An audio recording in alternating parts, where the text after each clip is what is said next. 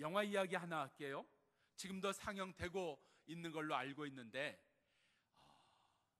최고의 드럼 있지 않습니까? 최고의 드러머를 꿈꾸는 앤드루라고 하는 청년이 최고의 음대에 들어가게 됩니다.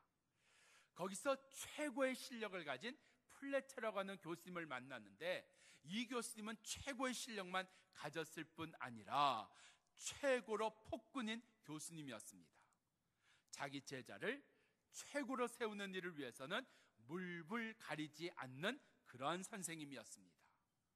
앤드루를 알아본 선생님, 이 앤드루를 최고의 드러머로 만들기 위해서 물불 가리지 않고 그를 지도합니다. 근데 그 지도하고 가르쳐 주시는 것이 앤드루에게는 너무나 큰 아픔이었고 고통이었고 갈등이었습니다. 그거 상관하지 않고, 그 학생이 뭐 어떻게 되는 상관하지 않고 최고로 만들기 위해서 그를 이끌어 갑니다. 그 과정 가운데 플래처 교수가 이런 이야기를 합니다.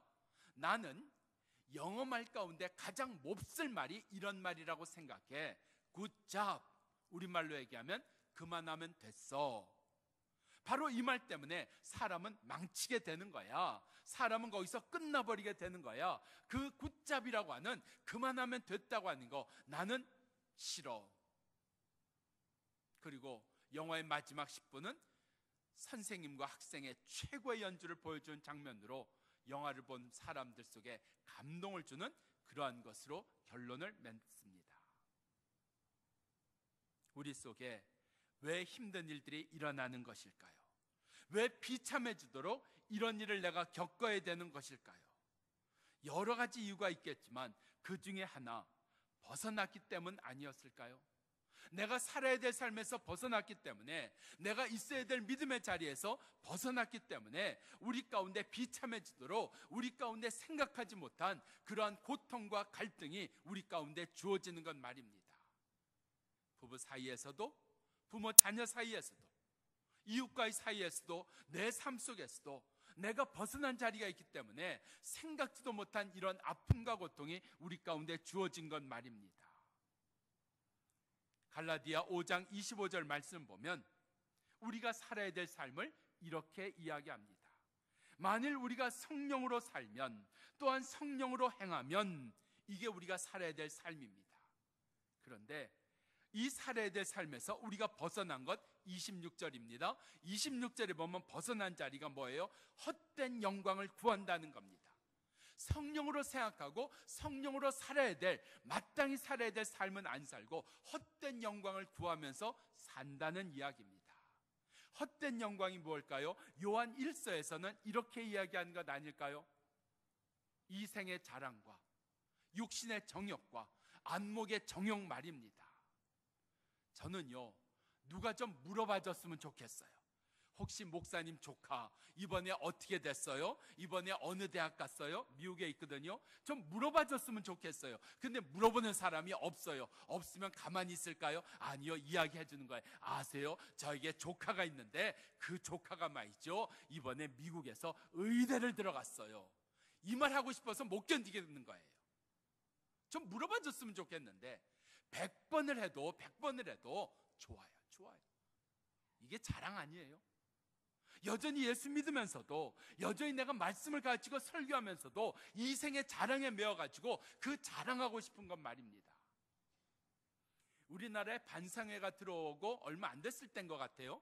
돌아가면서 이렇게 집집마다 반상회로 모이는데 한 집이 굳이 싫은 거예요. 우리 집은 안 됩니다, 싫습니다, 못합니다. 그러니까 얼마나 얄밉겠어요. 근데 그 얄밉게 보이던 그 집이 어느 날 자기 집에서 반상회 하겠다고, 사람들이 이상하다, 저 양반이 왜 반상회를 집에서 하겠다고 하지? 자, 그 집에 갔더니 아니나 다를까 가구를 새로 장만한 거예요. 그걸 보여주려고, 그걸 자랑하고 싶어서 반상회 하겠다고 한 거예요. 예수 믿어도 이 생의 자랑, 이게 안 끊어지는 것 같아요. 안목의 정욕 안 끊어지는 것 같아요. 그러다 보니까 우리가 벗어나는 거예요. 믿음의 자리에서 벗어나는 거고, 말씀의 자리에서 벗어나는 거고, 내가 살아야 될 삶의 자리에서 벗어난다는 이야기입니다. 그렇게 벗어났을 때 우리에게 주시는 은혜, 뭘까요? 그게 이게 때로는 비참해지도록 아픈 거고요, 때로는 고난이고요, 때로는 우리가 겪는 갈등이라는 겁니다. 그런데 그런 갈등과 아픔을 통해서 우리로 다시 돌이키게 하시는 거예요. 벗어난 자리에서 돌아오게 하시는 거예요. 자녀의 문제 때문에 내가 주 앞에 돌아옵니다. 내 육신의 병 때문에 주님 앞에 돌아옵니다. 이게 아주 드문 얘기일까요? 아닐 겁니다. 물질의 문제 때문에, 가정의 문제 때문에, 사람의 문제 때문에, 사업의 일 때문에 아픔이 있단 말입니다. 여러 가지 갈등이 있단 말입니다. 그런 걸 통해서 다시 내가 벗어난 자리에서 돌아오는 은혜가 우리 가운데 주어지기를 바랍니다. 우리가 벗어난 자리가 어디일까? 첫째 19절입니다. 예루살렘에서 엠마오로 가는 두 제자가 자기들과 함께 하신 부활하신 예수님, 그런데 알아보지 못하고 그 예수님께 대해서 자기들이 왜 슬퍼하고 있는지, 왜 이렇게 마음이 힘든지를 이야기를 합니다. 잘 들어보세요. 내가 예수 믿으면서도 왜 내 마음이 이렇게 힘든지, 왜 내가 이렇게 갈등을 겪고 있는지, 왜 내가 이렇게 아픈지.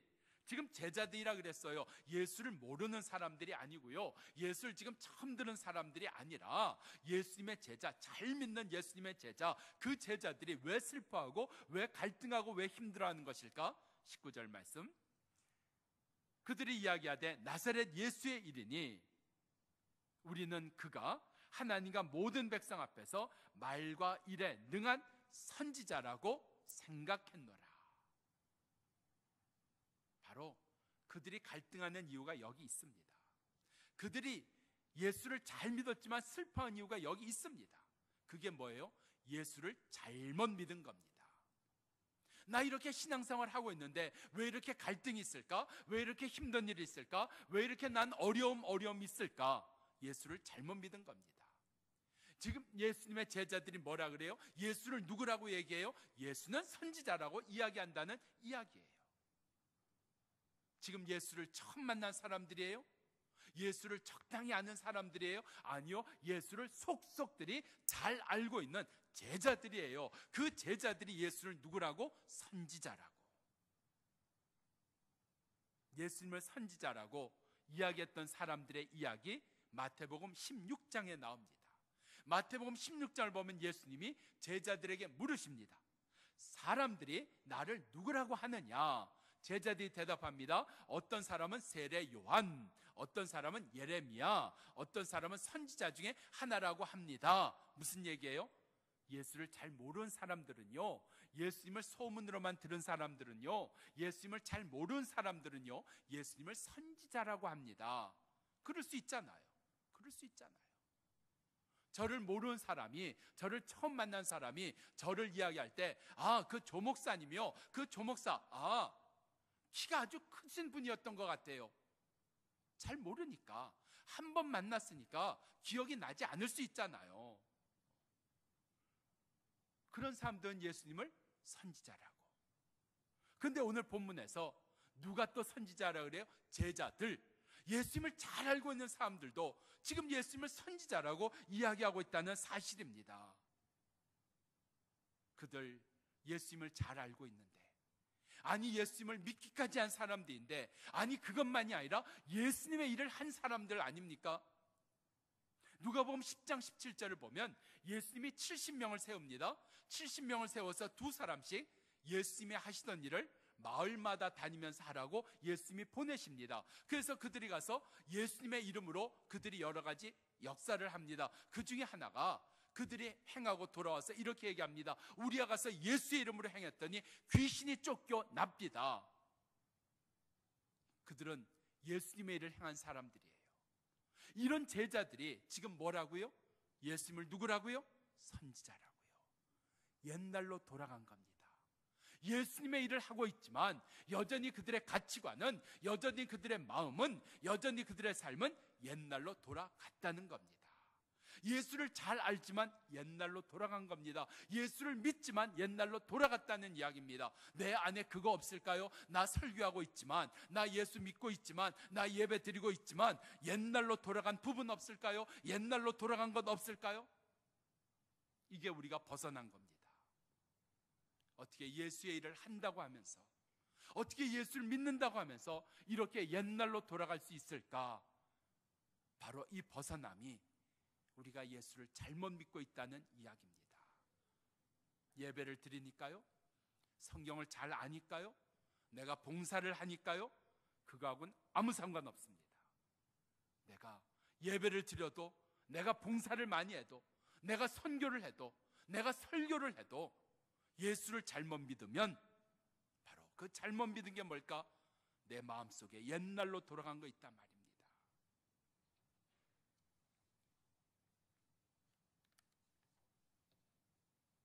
예레미야 17장에 있는 말씀을 보면 우리가 있어야 될 삶의 자리, 내가 살아야 될 믿음의 자리가 무엇인가 하는 것을 예레미야 17장 5절은 이렇게 얘기합니다. 예레미야 17장 7절은 여호와를 의지하는 사람, 이 여호와를 의지한 사람이 어떤 사람이냐? 17장 8절입니다. 물가에 심겨온 나무가 그 뿌리를 강변에 뻗치고 더위가 올지라도 두려워 아니하고 그 잎이 청정하며 가무는 해도 걱정이 없고 결실이 그치지 아니함 같으니라. 그러니까 우리가 살아야 될 삶의 모습은 하나님을 의지하는 삶인데, 하나님을 의지하는 삶의 모습이 무엇이냐? 더위가 올지라도 두려워 아니한다. 그리고 그 뿌리가 하나님의 말씀에 연결돼 있다, 접하여져 있다. 그리고 결실이 그치지 아니한다. 그것을 얘기를 하는 겁니다. 내 삶의 자리가 그 자리인가요? 내 삶의 자리에, 내 삶에 이러한 열매가 있는가요? 어떤 열매가 있는가요? 더위가 올지라도, 가뭄이 올지라도. 그런데 거기에서 우리가 벗어났습니다. 그 벗어난 모습이 예레미야 17장 5절 말씀입니다. 우리가 벗어난 바로 예수를 잘못 믿고 있는 삶의 자리 무엇인가? 옛날로 돌아간 삶의 자리가 무엇인가? 무릇 사람을 믿으며 혈육으로 그 권력을 삼고 마음이 여호와에게서 떠난 사람이라 그랬어요. 그 사람의 삶의 모습이 뭐냐? 6절, 그는 사막의 떨기나무 같아서 좋은 일에 오는 것을 보지 못하고 광야 간조한 곳 건건한 땅 사람이 거하지 않는 곳에 거하니라. 이것이 우리가 벗어난 자리예요. 우리가 옛날로 돌아간 자리예요. 옛날로 돌아갔기 때문에 내 삶 속에서 열매 없는 것 당연하지요. 우리 가운데 광야 간조한 곳에 머무르는 것 당연하다는 이야기입니다. 저는 최근에 자괴심이라고 할까요? 마음에 참 이렇게 좀 허전하다, 마음에 참 이렇게 어렵고 나 헛살았구나, 나 지금까지 뭐하고 살았나, 그런 생각이 든 적이 있습니다. 어려운 일을 겪다 보니까 좀 힘 있는 사람이 좀 도와주고, 좀 힘 있는 사람에게 좀 연결하고 좀 의지하고 싶은데 그런 사람이 생각이 안 나요. 가만히 있어봐, 내가 좀 물어볼 수 있는 내가 아는 검사님 없나?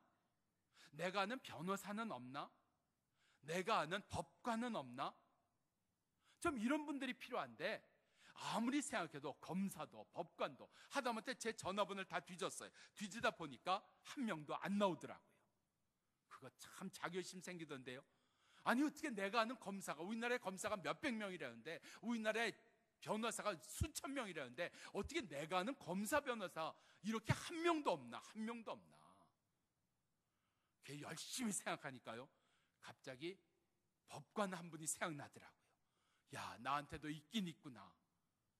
아마 한 6, 7년 됐을까요? 청년들하고 해장국 먹고 있는데 제가 아는 분이 그 식당에서 만났어요. 그러더니 자기가 같이 온 분을 소개시켜 주더라고요. 자기 손님한테 이분이 우리 교회, 이분이 제가 아는 목사님이세요 하고 소개해 주는데 그분이 자기 소개를 하면서 준 명함이 법관이더라고요. 그거 잘 갖고 있을 걸. 그거 어디 갔는지 없더라고요. 뭐 이름이나 알아야 뭐 할 거 아니에요. 뭐 제가 그 생각을 며칠을 했어요. 답답하니까, 힘드니까. 근데요, 내게 준 은혜가 뭔지 아세요? 하나님께서 너 뭐하냐? 너 목사잖아. 목사가 검사하는 사람 없다고, 법관 하는 사람 없다고, 너 그러면 되냐? 그러시는 것 같았어요. 그러고 나서요, 얼마 되지 않아서 저한테 전화가 왔어요. 검사님이 전화를 하셨어요. 나 만나본 적도 없는, 나 모르는 분인데 전화하셔서 목사님 선교 가시도록 저희가 도와드리겠습니다.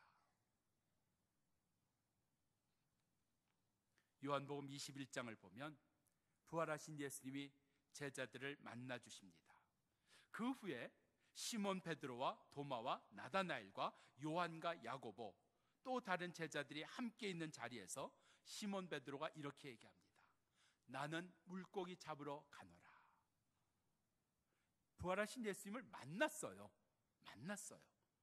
근데 지금 뭐 한다고요? 나는 옛날처럼 다시 물고기 잡으러 가노라. 그러면 다른 제자들이 붙들어야 됩니다. 형님, 왜 이러십니까? 형님이 이러시면 안 됩니다. 근데 다른 제자들이 뭐라 그래요? 우리도 물고기 잡으러 가겠습니다. 옛날로 돌아가는 겁니다. 누가복음 5장에서 베드로가 밤새 고기 잡았는데 아무것도 없었다고 했지 않습니까? 부활하신 예수님 만났음에도 불구하고 요한복음 21장 3절에 보면 그들이 아무것도 얻은 것이 없더라. 옛날로 돌아간 겁니다. 내가 예수를 믿으면서도, 예배를 드리면서도, 내가 이렇게 봉사하고 주의를 하면서도 옛날로 돌아간 나의 삶의 자리, 나의 생각들, 나의 마음들, 바로 벗어남입니다. 그 벗어난 자리, 옛날로 돌아간 자리에서 다시 돌아오는 은혜가 우리 가운데 주어지기를 바랍니다. 히브리서 12장 7절 말씀 보면 너희에게 징계가 있으니 하나님이 너희를 아들과 같이를 대우하시기에 아비가 아들을 징계함과 같이 하나님께서 너희를 징계하시느니라. 그리고 8절 말씀 보면 징계는 다 받는 것이거늘 징계가 없으면 참 아들이 아니니라 말씀하고 계십니다. 우리가 벗어났습니다. 옛날로 돌아갔습니다. 그래서 하나님 때로 갈등이라는 것으로, 아픔이라는 것으로, 고난이라는 걸 통해 하나님 우리를 돌이키기를 원하시는 겁니다. 요즘에는 이렇게 그 복강경 수술로 해서 수술해도 별로 아프지 않고 빨리 낫는 그런 수술 방법이 많습니다만, 여러분 수술하면 아픕니다. 많이 아픕니다. 다른 건 못하고 꼼짝 말고 누워 있어야 됩니다.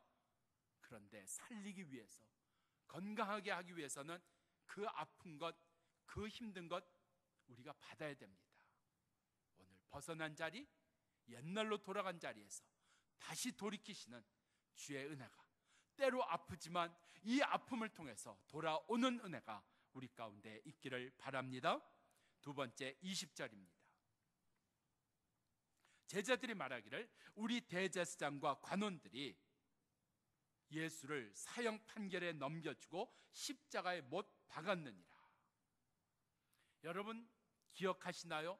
사도행전 9장을 보면 당시 기세 등등했던 사울이 다메섹에 사는 예수 믿는 사람들을 잡으러 오기 위해서 대제사장의 공문을 가지고 왔다 그랬어요. 무슨 얘기예요? 대제사장의 권한이 엄청나게 셌다는 것을 이야기하고 있습니다. 이게 현실입니다. 돈이 현실입니다. 권력이 현실입니다. 힘 있는 사람이 현실이에요. 문제 앞에서 힘 있는 사람, 문제 앞에서 내가 그래도 돈이 있어야 되고, 내가 가진 것이 있어야 되고, 소유가 있어야 되고, 이게 우리의 현실이라는 얘기입니다. 이 현실 때문에 우리 삶 속에 끝없이 돈, 쓰지도 못하는 돈, 자기를 무너뜨리게 하는 돈, 그 돈에 매달려 사는 것. 그래요? 드라마를 보면요, 우리나라 드라마의 거의 70%가 사랑 얘기라고 하는데 사랑 아니에요. 결국은 돈이에요. 사랑이 무너지는 것도 돈이고요, 결국 사랑을 이용하는 것도 돈이고요, 결국은 돈이더라고요. 그래도 돈이 좋지 않습니까? 대제사장 힘 있는 거예요. 지금 예수님의 제자들 무슨 얘기하고 있어요? 예수를 대제사장들이, 힘 있는 사람들이 사형받게 했습니다. 십자가에 못 박았습니다. 그들이 현실을 우리말로 얘기하면 직시하고 있다는 이야기입니다. 대제사장이 예수를 십자가에 못 박았고 사형 판결을 내린 사람이라면 예수님은 자기 죄 때문에 죽은 사람입니다. 그런데 성경은 이사야 53장 5절에서 무엇을 말씀하고 있어요? 그의 찔림은 우리의 허물을 인하며 그의 상함은 우리의 죄악을 인함이라. 예수님은 대제사장 때문에, 세상에 힘 있는 사람들 때문에 십자가를 지시고 죽으신 것이 아니라, 죄인이 되신 것이 아니라 우리의 죄 때문에 죄인으로 십자가에 죽으셨다는 이야기입니다. 나의 허물 때문이라는 겁니다. 근데 지금 제자들은 현실에 빠져 있는 거예요. 그 현실에 붙들려 있는 거예요. 대제사장이 예수를 십자가에 못 박았다고요? 힘 있는 사람들이 예수를 죽였다고요? 예수는 자기 죄 때문에 죽었다고요? 아니요, 우리 죄 때문에, 나 때문에 죽으셨고, 예수는 빌립보서 2장 8절에 있는 말씀처럼 대제사장의 판단과 결정에 의해서 십자가에 죽으신 것이 아니라 예수님은 끝까지 하나님께 복종함으로 말미암아 십자가에 죽으신 겁니다. 내가 벗어난 자리가 어딜까요? 바로 현실에 빠져버린 겁니다. 이 현재에 묶여버린 겁니다. 이 현재에 주어진 상황들, 이 현재에 주어진 아픔들, 이 현재에 주어진 일들, 거기에 빠지다 보니까 우리 속에서 잘못 예수를 믿고 있다는 겁니다. 내가 말씀에 빠져야 되는데, 내가 말씀을 의지해야 되는데 내 꿈에 빠져버렸어요. 내 비전에 빠져버렸어요. 내 생각에 빠져버렸어요. 내 옳은 것에 빠져버렸어요. 내가 하고 있는 의에 빠져버렸어요. 말씀에 붙들린 자리, 내게 그 자리가 있는가? 아니면 말씀에서부터 벗어나서 내 꿈에, 내 생각에, 내 의에, 내 옳은 것에 빠져 있는 것은 아닌가? 오늘 내가 벗어난 자리를 분명히 아는, 그래서 이 벗어난 자리에서 다시 말씀의 자리로 돌아오는 은혜가 우리 가운데 주어지기를 바랍니다. 지난 주간 시작했는데 이번 주간 화요일 날 또 성경 공부 시작합니다. 아직도 안 한 분 와서 들으셔야지 돼요. 말씀 또 들으셔야 됩니다. 말씀에서 또 깨달으셔야 됩니다. 실망, 우리 속에 그냥 실망만 하고 있지 말고 성경에서 실망을 뭐라고 얘기하고 있느냐, 하나님의 말씀에서 깨달아야 실망을 이길 수 있지. 나에게 실망 줄 만한 사람 안 만나, 나한테 실망 상처 줄 만한 사람 나 안 봐. 그러면 상처받지 않아요? 그러면 실망하지 않아요? 아니잖아요. 말씀에서 실망을 이기고, 말씀에서 이 실망을 어떻게 내가 감당해낼 수 있을 것인가? 은혜 받고 위로받고 힘 얻는 자, 이기는 자 되기를 바랍니다. 저희가 갔던 마을 가운데, 라오브족 마을 가운데 한 마을, 도이쁜 마을이라고 하는, 참 그분들은 돈이 필요 없는 사람들입니다. 그냥 거기서 그 산, 아무도 오지 않는 그 산에서 그냥 자급자족하면서 사는 분들이에요. 그 마을마다 주술사라고 얘기하는 소위 제사장이라고 하는 사람들이 있습니다. 이 사람들이 마을에 뭐 병자가 있거나 뭐 무슨 일이 있으면 이 사람들이 다 주관을 해요. 그러니까 태국 정부가 임명한 관리보다도 더 힘 있는 사람들이에요. 그런데 저희가 두 번째 갔던 마을에 한 명도 예수 믿는 사람이 없는데 두 명, 자매 둘이 예수를 믿었어요. 그 예수 믿은 자매 둘, 도회제에 나가서 공부하다가 예수를 믿는데 그 자매 둘이 제사장의 딸들이었습니다. 그 큰 딸이 예수를 믿고 나서 전도사님과 결혼해서 그 마을로 돌아와서 교회를 세웁니다. 그 교회에 저희가 갔어요. 그러다 보니까 그 제사장이라고 하는 주술사가요, 얼마나 저희를 잘 밀어주는지. 왜? 사위가 전도사잖아요. 그래서 교회도 세우게 하고, 얼마나, 이번 집회 여러분 저 식당에 가시면 오늘 그 제사장의 그 저 사진이 있어요. 우리가 뭐 영화에서 보는 것처럼 뭐 머리에 뭐 쓰고 그런 건 없어요. 근데 그분이 하여튼 열심히 오고, 그분 팔에 그 귀신 내쫓는 이런 것도 묶여 있지만 복음 팔찌도 같이 2개씩이나 그분도 하고 계십니다. 저희가 와준 건 너무 고맙다고. 하여튼 설교도 와서 다 끄떡끄떡이면서 들으신 분이에요. 그리고 저희가 와준 게 너무 고맙다고 그 산골짜기에 있는 자연산 석청을 3병이나 따서 줬다는 거 아닙니까? 지병이 있는 분 얘기하시면 나눠드리겠습니다. 100% 자연산입니다. 딸들이 예수 믿고 교회 세워지니까 그 주술사회 안에도 예수 믿어야 되겠다, 그렇게 마음 먹고 예수 믿으려고 할 때 생각지 않게 둘째 딸이 갑자기 죽습니다. 그걸로 인해서 지금까지 예수 안 믿습니다. 내게 왜 이런 아픔이 있어야 되느냐, 예수 믿는데 왜 이런 힘든 일이 있어야 되느냐. 우리 속에 내가 현재 빠져버린 것 있습니다. 현실에 붙들려 버린 것 있습니다. 벗어난 겁니다. 우리 가운데 다시 내가 빠져버렸던 그 자리, 이 현실, 그 힘 있는 것, 그 자리에서 오늘 다시 돌이키는 역사가 우리 가운데 이루어지기를 바랍니다. 3번째로 21절입니다. 우리는 이 사람 예수가 이스라엘을 구속할 자라고 바랐노라. 이게 제자들의 꿈이었습니다. 이게 제자들의 소원이었고 바람이었습니다. 이스라엘의 회복, 로마의 이렇게 지배하에서부터 우리가 벗어나는 게 제자들이란 말입니다. 예수 믿는 나에게도 꿈이 있어요. 예수와 상관없는 건 말입니다. 목사인 나에게도 꿈이 있을 거 아닙니까? 예수와 상관없는 건 말입니다. 바로 이게 벗어난 자이라는 겁니다. 예수를 믿는데도 불구하고 내 꿈, 내 소원, 내 바라는 것. 마가복음 10장 35절 보면 예수님께서 마지막 십자가를 지러 가시는 그 길목에서 말입니다. 예수님이 아끼셨던 제자 가운데 2사람, 야고보와 요한이 예수님에게, 예수님 우리 소원을 좀 들어주세요, 우리 꿈을 좀 이루어주세요. 뭔데? 예수님이 영광 받으시는 날, 왕이 되시는 날 우리 중에 하나를 우편에, 우리 중에 하나를 좌편에 앉게 해주세요. 제자들입니다. 십자가 지시는 그 마지막 지금 지점입니다. 여전히 자기 꿈에, 여전히 자기 생각에, 여전히 자기 우리 속에 벗어난 자리, 내 꿈 때문에 벗어난 자리가 있어요. 내 소원 때문에 벗어난 자리가 있어요. 내 바람 때문에 벗어난 자리 있습니다. 그 자리에서 돌이키는 은혜가 우리 가운데 있기를 축원합니다. 기도하겠습니다.